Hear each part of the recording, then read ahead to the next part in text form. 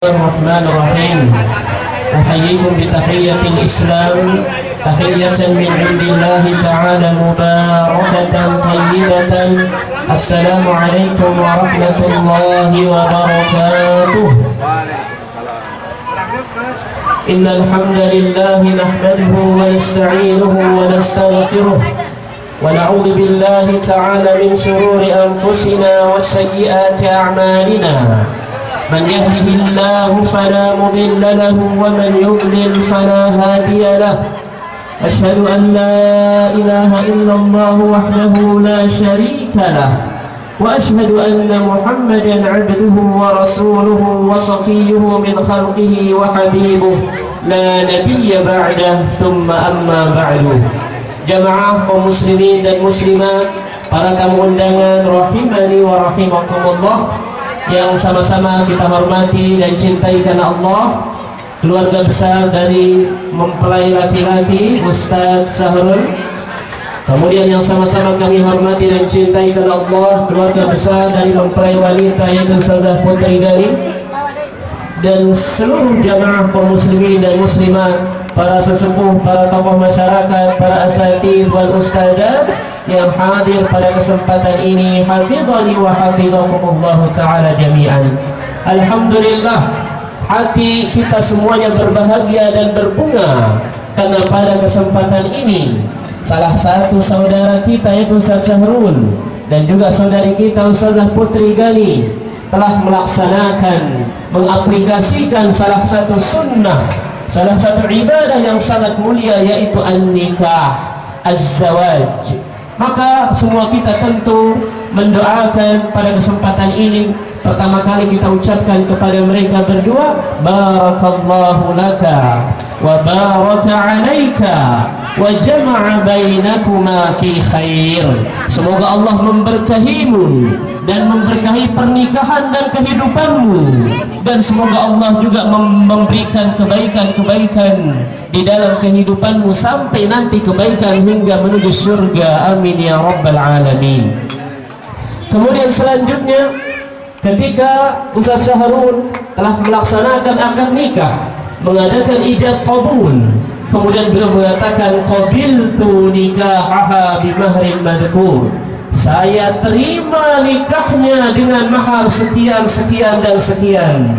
Berarti ucapan tersebut bukanlah ucapan yang remeh, ucapan tersebut bukanlah ucapan yang ringan, tetapi Allah membahasakannya wa akhadna minkum mitsaqan ghalidha. Para wanita itu telah mengambil dari kalian wahai laki-laki yaitu mitsaqan ghalidha, janji yang berat, janji yang besar, ikatan yang agung.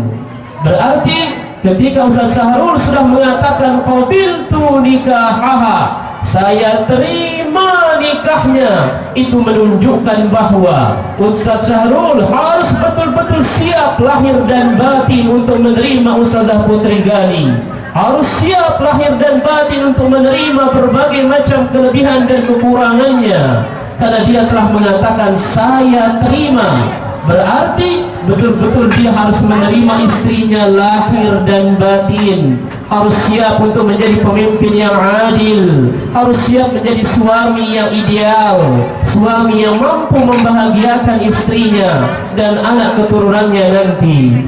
Umat al-Islam, maka jangan bermain-main dengan mitsaqan ghalidha.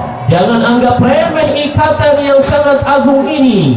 Jangan sampai setelah mengucapkan mitsaqan ghalidha akhirnya dia sia-siakan istrinya, dia KDRT istrinya, dia zalimi istrinya, maka wal'iyadu billah. Maka sekali lagi peringatan bagi kita semua, terutama yang sudah menikah, yaitu kemarin kita mengucapkan janji dan ikatan yang sangat agung, yaitu mitsaqan ghalidha.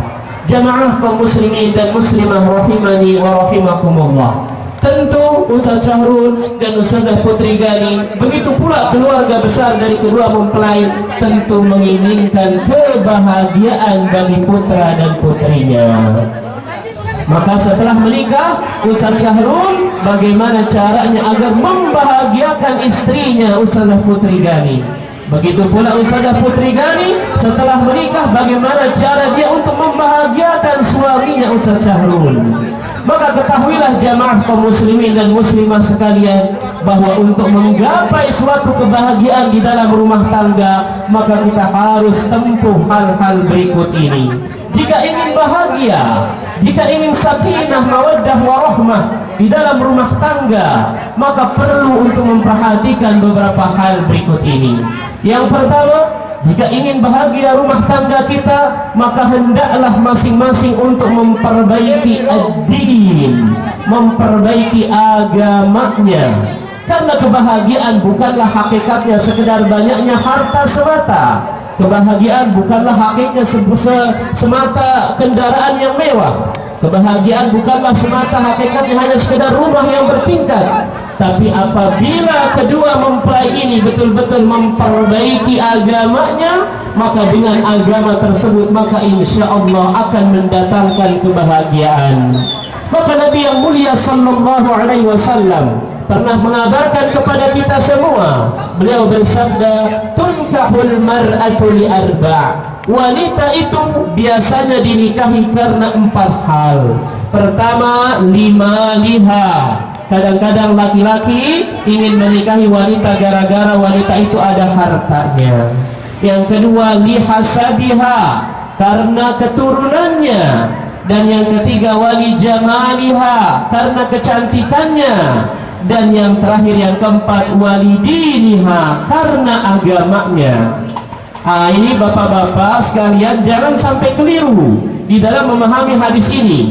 Ya, ada mungkin yang memahaminya, oh berarti Pak Ustadz kita harus menikah cari wanita yang berharta, berarti harus cari wanita yang memiliki keturunan yang bagus, oh berarti harus kita memiliki nanti calon istri yang cantik jelita, ya, dan seterusnya. Bukan. Maksud Nabi di sini menginformasikan saja bahwasanya laki-laki kalau menikah biasanya tidak lepas dari 4 hal tersebut. Ada yang nikah gara-gara calon istrinya hartanya banyak, ada yang nikah gara-gara hanya lihat keturunannya saja, ada yang nikah hanya gara-gara melihat cantiknya saja. Tapi kenapa Nabi menetapkan agama nomor 4? Karena jarang sekali laki-laki yang menikah melihat agamanya.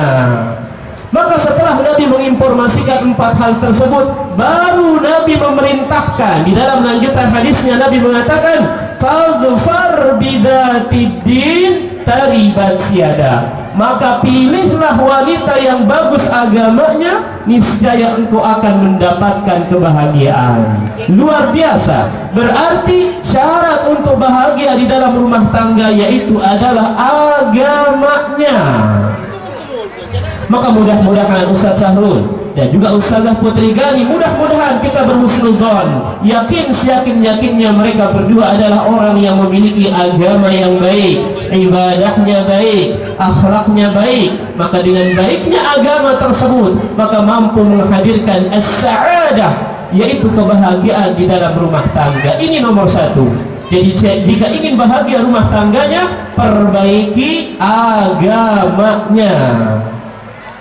Kemudian yang kedua, jika ingin memiliki keluarga yang bahagia, sakinah, mawaddah, warahmah, maka pandai-pandailah memilih partner hidup kita.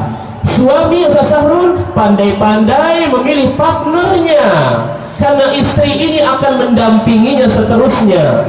Begitu pula Ustazah Putri Gani pandai-pandai memilih teman hidupnya, partnernya, karena kebahagiaan itu juga ditentukan oleh partner hidup kita. Nabi pernah bersabda kepada seorang wanita. Nabi mengatakan, wahai ukhti, unzuri aina anti minhu. Coba lihat bagaimana posisimu di hadapan suamimu. Hal huwa jannatuki wa naruki. Apakah suamimu itu adalah surga bagimu, ataukah sebaliknya neraka bagimu, wal'iyadzubillah. Maka oleh karena itu, saking pentingnya partner di dalam hidup ini, sampai-sampai Nabi pernah bersabda, al-mar'u ala dini khalilihi, falyanzur ahadukum man yukhalil. Nabi mengatakan, al-mar'u ala dini khalilihi, seseorang tersebut tergantung bagaimana agama partnernya. bagaimana agama temannya. Falyandur ahadukum man yukhalil, maka pandai-pandailah kalian melihat sama siapa kalian memilih partner. Maka sebelum menikah, Ustaz Syahrul pasti melihat dulu bagaimana partnernya nanti Saudara Putri Gani. Begitu pula Saudara Putri Gani sebelum menikah pasti dia melihat dulu bagaimana Ustaz Syahrul ini agamanya, akhlaknya, karena partner hidupnya. Karena teman mampu untuk menggiring seseorang ke surga, ada juga teman yang mampu menggiring seseorang ke dalam neraka. Maka seorang ulama pernah mengatakan, al-sahibu sahibun imma ilal jannah wa imma ilan nar. As-sahibu sahib, teman itu biasanya menggiring seseorang, biasanya menarik seseorang. Ada yang digiring ke surga, ada juga yang digiring ke neraka. Maka pandai-pandailah kita memilih dan memilah pasangan hidup kita. Pilih pasangan hidup yang kira-kira mampu menggiring kita nanti ke dalam surga. Kemudian yang ketiga, salah satu syarat atau sebab untuk menggapai kebahagiaan di dalam rumah tangga adalah yaitu al-akhlaqul karimah, akhlak yang mulia, akhlak yang baik. Kalau kita menikah, maka jangan lupa lihat bagaimana akhlak calon kita, lihat bagaimana akhlaknya, perangainya, kehidupannya sehari-hari. Karena akhlak juga mampu mendatangkan kebahagiaan di dalam rumah tangga. Sampai-sampai Nabi pernah bersabda kepada para bapak-bapak dan para ibu-ibu yang memiliki anak gadis. Nabi pernah mengatakan, "Idza ja'akum man tardawna dinahu wa khuluquhu fazawwijuhu. Illa taf'alu takun fitnatun fil ardi wa fasadun 'arid." Nabi mengatakan, hei para ayah, hei para ibu yang memiliki anak gadis, jika nanti ada laki-laki yang datang ke rumah kalian ingin melamar anak kalian, dan laki-laki tersebut ternyata bagus agamanya dan bagus akhlaknya, apa pesan Nabi? Apakah diusir laki-laki tersebut? Apakah ditanya sudah mapan apa belum? Apakah ditanya gajinya per bulan berapa? Apakah ditanya pakai dasi, sepatu dan seterusnya? Tidak. Ternyata Nabi mengatakan, kalau ada laki-laki yang datang ke rumah kita untuk melamar anak gadis kita, dan laki-laki itu bagus agama dan akhlaknya, fazawwijuh, kata Nabi, nikahkan anak kalian sama laki-laki tersebut. Justru kalau kita tolak, kalau kita menolak laki-laki yang soleh yang datang ke rumah kita, ini berbahaya. Apa kata Nabi? Wa illa taf'aluh, kalau kalian tidak nikahkan, kalau kalian tolak dia gara-gara penghasilannya kecil, kalau kalian tolak laki-laki soleh gara-gara belum memiliki rumah dan mobil yang mewah, takun fitnatun fil ardi wa fasadun 'arid, maka akan terjadi fitnah yang besar di muka bumi ini, akan terjadi fitnah yang nyata, fitnah yang besar dan kerusakan yang agung. Umat al-Islam, maka oleh karena itu, jika ada laki-laki yang soleh datang ke rumah kita, jangan pilih-pilih, jangan tanya dulu sudah kerja belum, ya, sudah S1, S2 atau S3 belum. Karena Nabi memerintahkan pemuda untuk menikah tidak menunggu harus S1 dulu, tidak menunggu harus mapan dulu, tidak menunggu harus punya rumah dulu, ngontrak juga nggak masalah. Lihat bagaimana perintah Nabi. Nabi pernah bersabda kepada hadapan para pemuda, sahabat-sahabat. Nabi mengatakan, ya ma'syarasy syabab, man istata'a minkumul ba'ata falyatazawwaj. Wahai sekalian para pemuda, siapa yang mampu untuk ba'ah, yaitu memberikan nafkah lahir dan batin, maka falyatazawwaj, hendaklah kalian segera menikah. Maka bagi yang masih menjomblo atau yang istiqomah untuk menjomblo dan seterusnya, ini berbahaya. Jangan konsisten untuk menjomblo, jangan menunda-nunda pernikahan. Nabi tidak ada pensyaratan harus S1 dulu. Nabi tidak pernah mensyaratkan laki-laki harus mapan dulu, harus punya rumah sendiri dulu. Tidak. Siapa yang sudah mampu memberikan nafkah, ya, yang penting cukup nafkah lahir dan nafkah batin, falyatazawwaj, hendaklah menikah. Ya. Kemudian bagaimana Ustaz kalau dia belum mampu nafkah lahir, nafkah batin? Nabi mengatakan wa illam yastati', apabila dia belum mampu fa'alaihi bisawm, hendaklah dia berpuasa. Fa innahu lahu wija, karena puasa itu memberikan atau memiliki tameng untuk meminimalisir hawa nafsu seseorang. Maka hati-hati ini yang masih menjomblo ya. Jangan sampai menjomblo, karena Nabi melarang keras at-tabattul, menunda-nunda dan menjomblo dilarang keras oleh Nabi. Nabi mengatakan, ya, siapa yang sudah mampu untuk menikah maka silahkan dia memberikan nafkah, silahkanlah menikah. Ya, kemudian wa naha 'anit tabattuli nahyan syadidan. Dan Nabi melarang menjomblo, Nabi melarang menunda-nunda pernikahan nahyan syadidan, larangan yang keras, larangan yang syadid. Jangan menjomblo, apalagi di zaman sekarang ini. Jangan sampai konsisten istiqomah menjadi jomblo, jangan. Apa sebab? Karena orang yang suka menunda-nunda pernikahan seringkali terjadi fitnah-fitnah dan kerusakan di muka bumi. Maka oleh karena itu, supaya meminimalisir, menghindari fitnah-fitnah dan kerusakan di muka bumi, bagi yang sudah siap menikah, maka hendaklah menikah.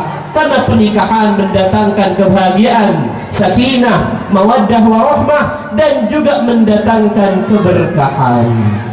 Kaum muslimin dan muslimat, para tamu undangan rahimani wa rahimakumullah. Kemudian nasihat untuk mempelai laki-laki, yaitu Ustaz Syahrul. Pertama, berlemah lembutlah kepada istri antum. Harus berlemah lembut, tidak boleh KDRT, tidak boleh kasar, tidak boleh menjelek-jelekkan dan seterusnya. Maka seorang wanita kalau ingin mau menikah dengan laki-laki, pilihlah laki-laki yang bertakwa. Suatu hari Imam Hasan Al-Basri, Abu Sa'id itu Hasan Al-Basri, pernah ditanya oleh seseorang, "Ya Imam Hasan Al-Basri, khatabani khataba ibnati jama'atun mimman uzawwijuha." Wahai Imam Hasan Al-Basri, banyak laki-laki datang melamar anakku, tapi aku bingung kepada siapa aku nikahkan anakku. Wahai Imam, berikan nasihatmu wahai Imam Hasan Al-Basri. Apa jawaban beliau? Beliau mengatakan, nikahkan anakmu mimman yattaqillah, yaitu nikahkan anakmu kepada laki-laki yang betul-betul bertakwa kepada Allah. Apa alasannya? Ada dua alasannya. Kenapa wanita harus menikahi laki-laki yang bertakwa? Alasan beliau ada dua. Pertama, in ahabbaha akramaha. Kalau laki-laki tersebut betul-betul mencintai istrinya, pasti dia akan menghargai dan memuliakan istrinya. Wa in abghadaha lam yaghlimha. Tapi jika suatu hari laki-laki tersebut, suami tersebut ada hal-hal yang kurang disukai dari istrinya, lam yaghlimha. Laki-laki tersebut tidak mudah menzolimi istrinya, tidak mudah KDRT, tidak mudah menzolimi istrinya, tidak. Maka inilah alasan kenapa harus memilih laki-laki yang bertakwa. Karena orang yang bertakwa apabila serius mencintai istrinya, pasti dia muliakan, pasti dia hargai istrinya, tidak gampang untuk memukul, untuk menjelek-jelekkan, merendahkan istrinya. Maka ini bapak-bapak, ibu-ibu sekalian yang sudah menikah bertahun-tahun, bagaimana sikap suami-suami ibu-ibu? Apakah betul-betul mereka serius mencintai ibu? Kalau laki-laki suami ibu serius mencintai ibu dan suami tersebut bertakwa, pasti suami ibu akan menghargai dan memuliakan ibu. Masuk pintu mobil pun kadang-kadang suami yang bukain pintu. Dia masuk aja sendiri loh, nggak begitu. Harus dia romantis, harus dibukain. Ayo sayang masuk dong, gitu. Dibukain pintu istrinya. Atau kadang-kadang dia yang bikin teh buat istrinya. Sayang, tehnya silakan. Ya, dan seterusnya. Dihargai istrinya, dihormati. ya, maka masakan istrinya pun dihargai. Waduh, enak banget, padahal asin, padahal hambar, tetapi kadang-kadang dia ingin membahagiakan istrinya, dia menghargai istrinya. Maka inilah pentingnya wanita memilih laki-laki yang bertakwa. Maka sekali lagi Ustaz Syahrul, hendaklah berlemah lembut kepada istrinya, karena Nabi mengumpamakan seorang wanita ibarat gelas-gelas kaca. Ya, kalau ada gelas kaca di rumah, nah yang sangat cantik, bagus gelas kaca di rumah, seperti itu seorang wanita.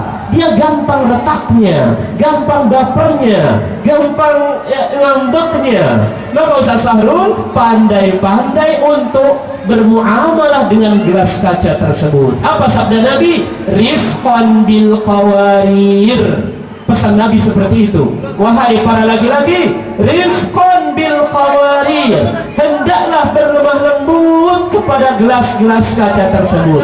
Jangan sampai dia pecah. Retak pun jangan sampai, apalagi pecah. Kalau sudah pecah wah bahaya, gimana mau menyatukan gelas tersebut?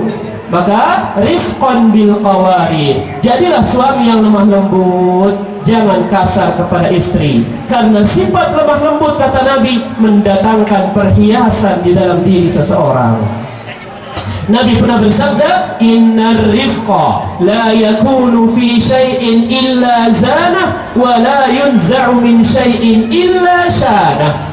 Sesungguhnya sifat lemah lembut itu tidaklah berada pada sesuatu, melainkan akan menambah hiasan akan menambah keindahan sesuatu tersebut. Wala yunza'u min syai'in illa syanah, dan tidaklah sifat lemah lembut itu dicabut dari sesuatu, melainkan sesuatu itu akan tidak indah lagi. Maka wasiat Nabi kepada para laki-laki atau kepada para suami, Nabi mengatakan, istausu bin nisa'i khaira. Wahai para laki-laki, ambillah wasiat dariku kata Nabi, bin nisa'i khaira, hendaklah kalian terus berbuat baik kepada wanita-wanita, kepada istri. Kenapa harus berbuat baik? Fa innahunna khuliqna min dila'in a'waj, karena wanita itu kata Nabi diciptakan dari tulang rusuk yang bengkok. Wa a'waju al-dila' wa a'waju syai' fi dila' a'lahu, dan tulang rusuk yang paling bengkok adalah bagian atasnya. Bagaimana cara Ustaz Syahrul? Pandai-pandai mempergauli Ustazah Putri Gani yang diibaratkan oleh Nabi tulang rusuk yang bengkok. Apa kata Nabi? Fa in dhahabta tuqimuhu kasarta. Apabila kamu ingin meluruskan tulang rusuk yang bengkok tersebut, khawatir patah. Terus apa yang kita lakukan? Wa in taraktahu lam yazal a'waj. Tapi kalau kamu biarin tulang itu bengkok, terus menerus selamanya dia bengkok. Ini memang agak ribet ya, bermuamalah dengan wanita, karena ibaratnya tulang yang bengkok, mau dilurusin takut patah, mau dibiarin khawatir bengkok terus. Terus apa yang kita lakukan? Apa kata Nabi? Fastausu bin nisa'i khaira, ambillah wasiat dariku kata Nabi, bin nisa'i khaira, teruslah berbuat baik kepada istrimu. Sedikit-dikit ngambek gak masalah, dikit-dikit baper gak masalah, pelan-pelan saja, sabar saja. Memang sifat wanita seperti itu, bagaikan gelas-gelas kaca dan bagaikan tulang rusuk yang bengkok. Gimana caranya? Allah juga mengatakan wa'ashiruhunna bil ma'ruf, pergaulilah istri kalian dengan ma'ruf, dengan sebaik-baiknya. Kemudian wasiat selanjutnya buat Ustaz Syahrul adalah bahwa setelah Ustaz Syahrul menikah dengan Ustazah Putri Gani, Ustaz Syahrul harus memperhatikan ada hak-hak istri yang harus ditunaikan.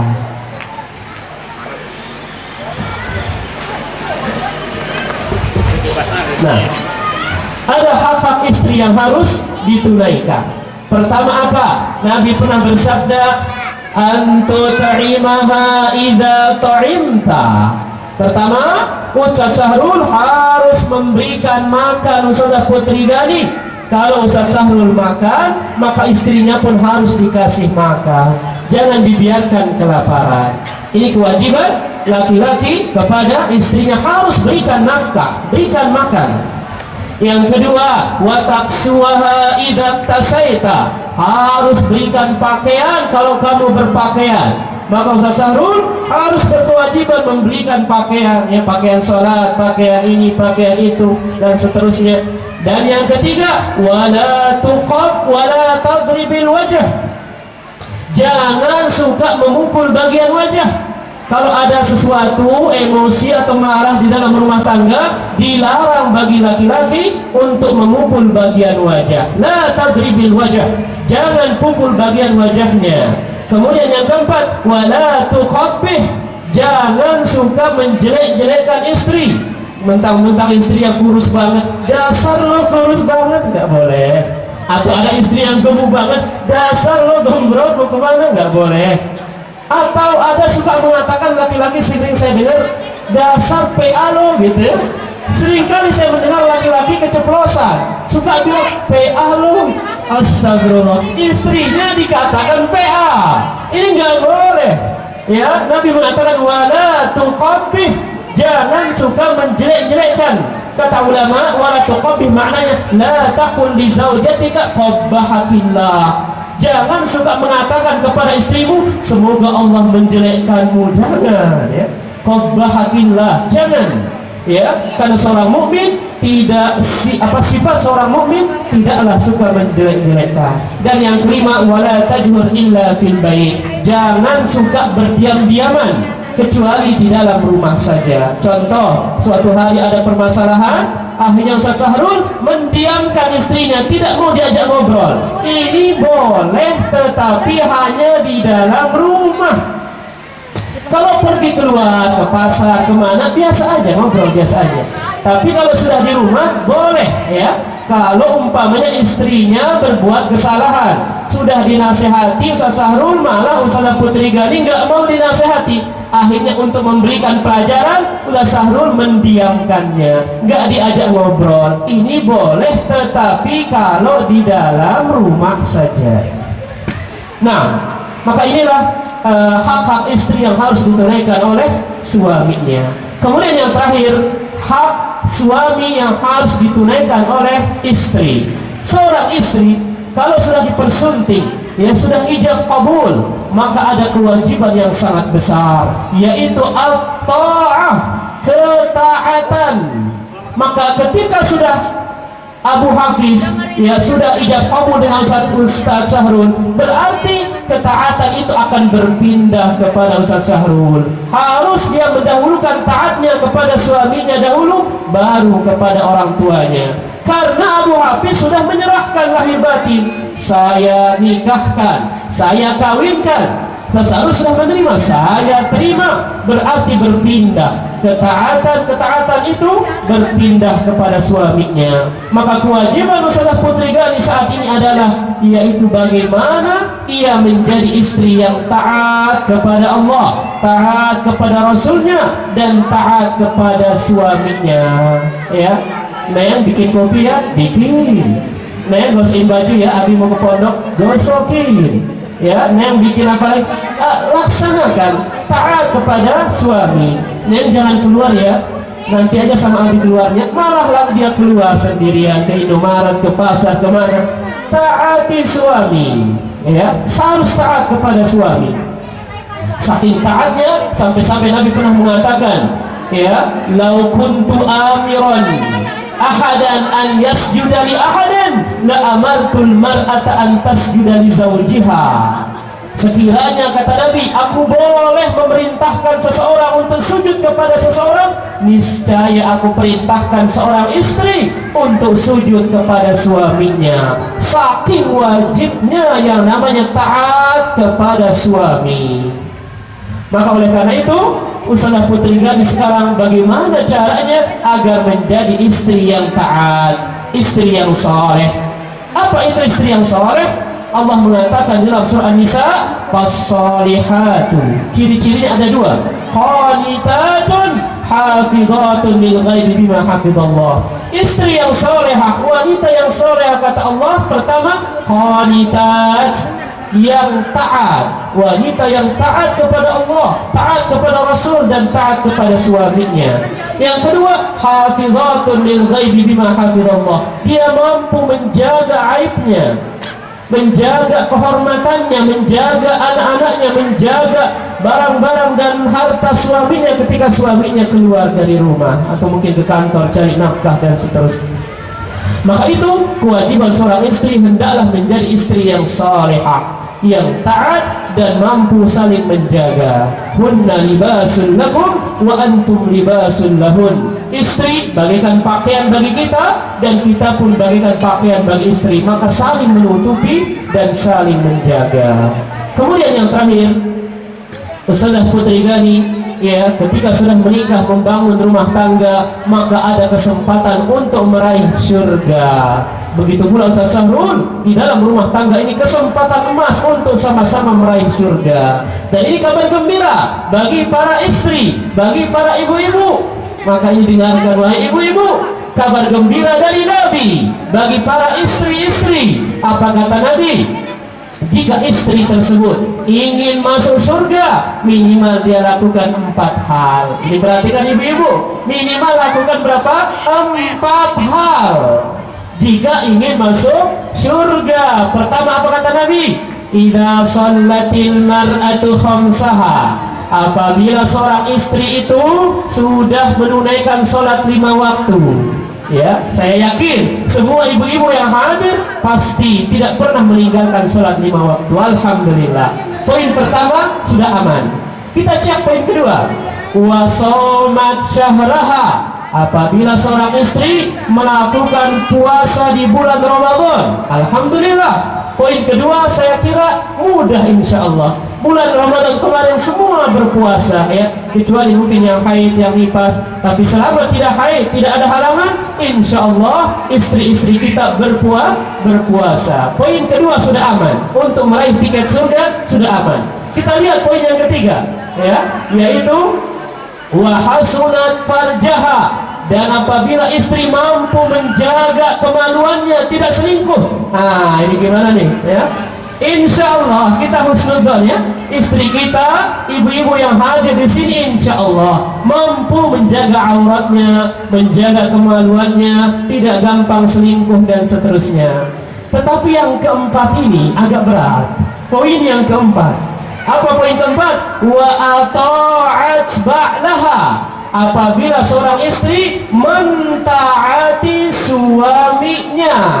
Nah, ini poin keempat ini saya agak ragu. Karena kebanyakan kadang-kadang istri kurang taat. Neng bikin kopi, ya, sono bikin aja sendiri. Saya lagi masak di dapur, ya. Neng basahin sepatu, ya, gosok aja sendiri. Saya lagi gendong anak, lagi nenek dan seterusnya. Kurang taat. Padahal kunci surga, poin untuk mendapatkan surga harus taat kepada suaminya. Apa kata Nabi? Kalau sudah melakukan 4 hal ini, sholat 5 waktu, puasa bulan Ramadan, menjaga kemaluannya, dan mentaati suaminya, apa kata Nabi? Maka qila laha udkhulil jannata min ayyi abwabil jannati syi'ti. Kalau wanita, seorang istri sudah melakukan 4 hal tersebut, maka nanti di akhirat akan dikatakan kepadanya, hei para istri, masuklah kamu ke pintu surga dari pintu yang mana saja yang kamu inginkan, silahkan. Karena di dunia kamu sholat 5 waktu, puasa bulan Ramadan, menjaga kemaluan, dan taat kepada suami. Kenapa Nabi meletakkan taat kepada suami nomor 4? Karena agak jarang, susah ini, ya. Kalau sholat mungkin iya, puasa mungkin iya, tidak selingkuh mungkin iya. Tapi yang taat ini, ya, Neng pakai jilbab, ya, nggak mau dia pakai jilbab. Ya, Neng jangan keluar dulu, ya, nanti sama abi aja, malah dia keluar pakai motor sendiri. La haula wala quwwata illa billah. Maka oleh karena itu, sekali lagi, mudah-mudahan rumah tangga Ustaz Syahrul dan Ustaz Putri Gani, mudah-mudahan rumah tangga yang sakinah, mawaddah warahmah, dan rumah tangga kita semua, mudah-mudahan rumah tangga kita rumah tangga yang sakinah, mawaddah warahmah, dan mudah-mudahan istri dan suami ya, mudah-mudahan saling membantu di dalam ketaatan dan di dalam takwa kepada Allah Subhanahu wa taala. Dan saya tutup ceramah singkat ini atau tausiah pernikahan ini dengan yaitu menyebutkan firman Allah bahwasanya kesuksesan rumah tangga, kesuksesan kita di muka bumi ini yaitu ketika kita taat kepada Allah dan Rasulnya. Maka kalau menikah, maka harus kita junjung tinggi bagaimana cara kita terus menerus taat kepada Allah dan Rasulnya. Karena Allah pernah berfirman, wa may yuti'illaha wa rasulah faqad faza fawzan 'azima. Barang siapa yang betul-betul taat kepada Allah dan Rasulnya, maka sungguh dia akan menang, dia akan sukses dengan kesuksesan yang besar.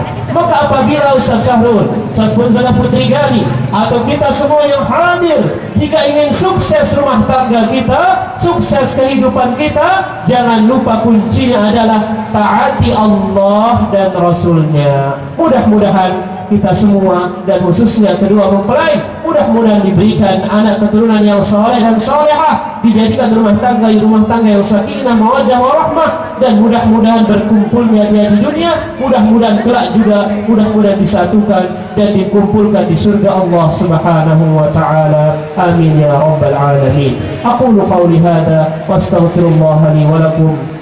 Subhanakallahumma wa bihamdik asyhadu an la ilaha illa anta astaghfiruka wa atubu ilaik. Mohon maaf atas segala kesilapan dan kekurangan. Usikum wa nafsi bitaqwallah wa billahi taufiq wal hidayah wa ma taufiqi illa billah. Wassalamu alaikum warahmatullahi wabarakatuh.